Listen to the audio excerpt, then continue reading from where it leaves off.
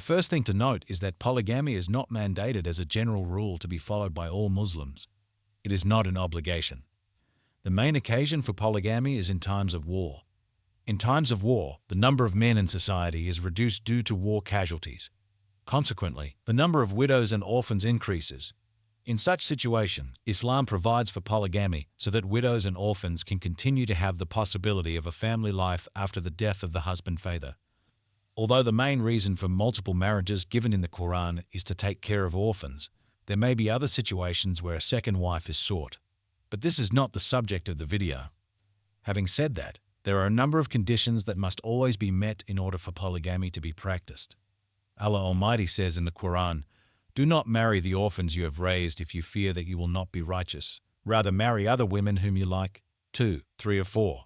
But if you fear not to be just, marry only one or a female slave, for it is best to avoid committing any injustice." Quran 4:3. The first condition is to be just and fair. Allah says, "But if you fear that you are not righteous, then marry only one or one female slave, for it is best to avoid committing any injustice." Quran 4:3. This verse shows that being righteous is a condition for polygamy to be permissible. If a man fears that he will not be able to treat his wives justly if he marries more than one, then in his case it is forbidden for him to marry more than one.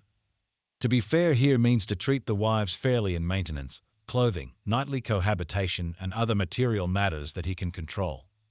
With regard to being just and fair with regard to love as a feeling, this is something that is not required, because it is not possible to control the feeling. This is what the words of Allah refer to.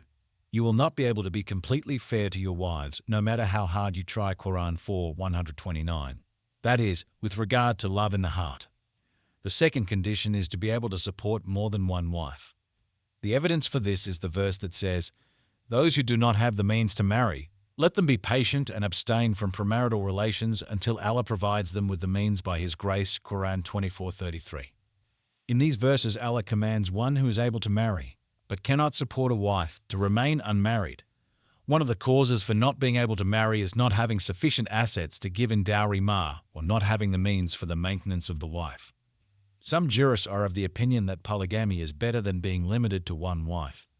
Sheikh Ibn Baz, may Allah have mercy on him, was asked, "Is the basic precept regarding marriage monogamy or polygamy?"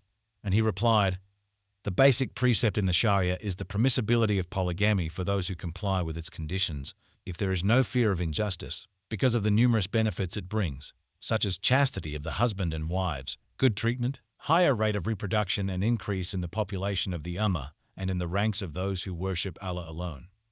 Other scholars like Imam al-Shafi'i said, "I like for him husband to be content with one wife." In any case, if polygamy is chosen, the above conditions must always be met and respected.